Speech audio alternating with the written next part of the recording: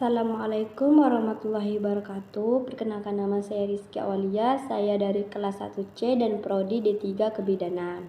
Saya ingin mengerjakan tugas PKN, yaitu rangkuman tentang konsep dasar pendidikan kewarganegaraan.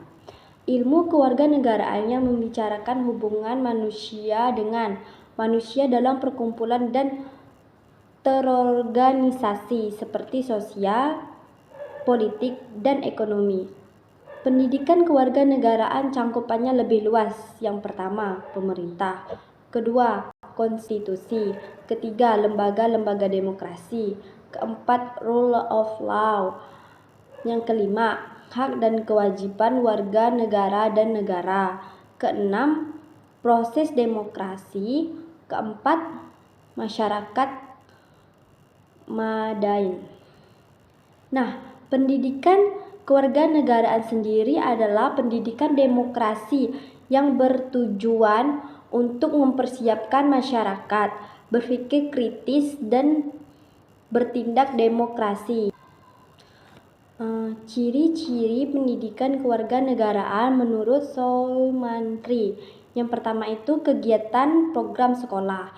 Kedua, pengajaran yang dapat meningkatkan kehidupan dan berperilaku yang baik dalam masyarakat demokrasi. Ketiga, hal-hal yang menyangkut penggalangan kepentingan masyarakat pribadi dan syarat-syarat objek untuk hidup negara.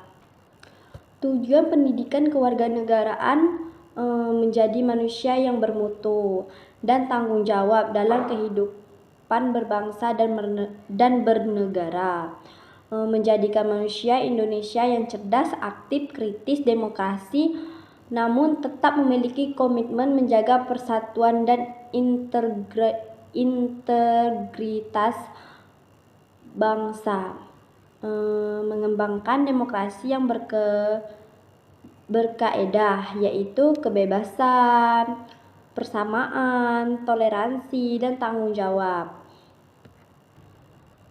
Kita membahas materi selanjutnya, yaitu good governance adalah suatu penyelenggaraan manajemen pembangunan yang solid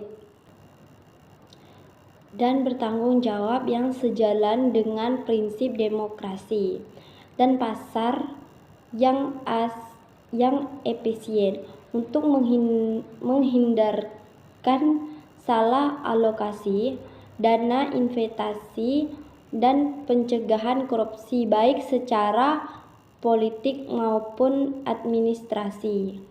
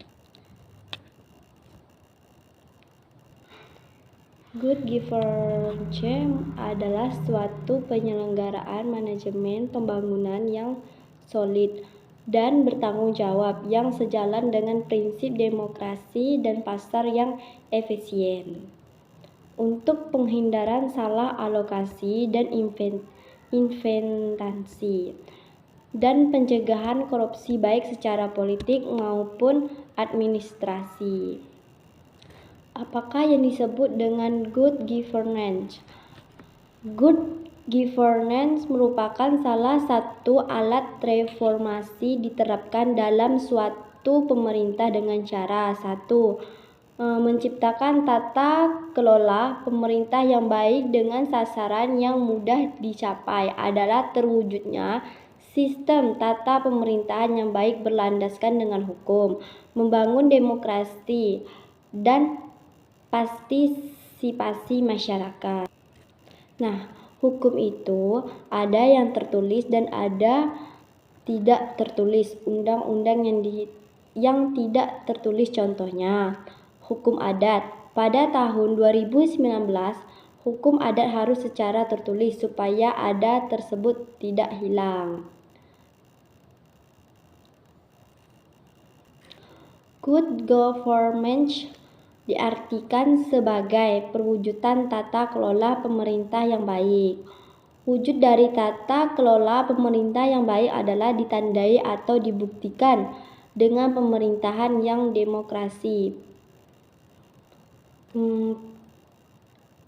Pancasila artinya pemerintahan yang demokrasi, merupakan pemerintah yang bersifat terbuka terhadap kritikan dan kontrol yang sesungguhnya yang ada pada rakyat.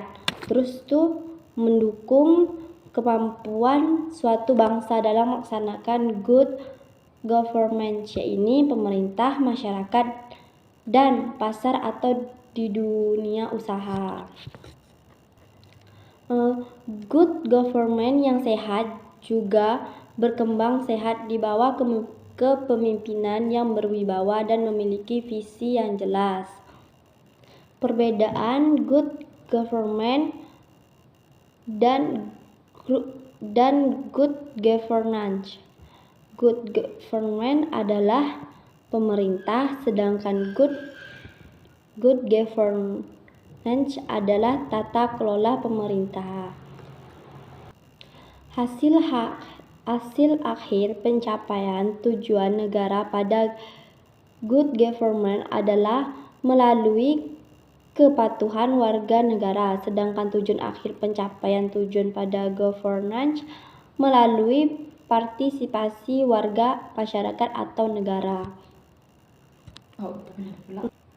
Prinsip-prinsip tersebut antaranya adalah yang pertama partisipasi, yang kedua pencegahan hukum,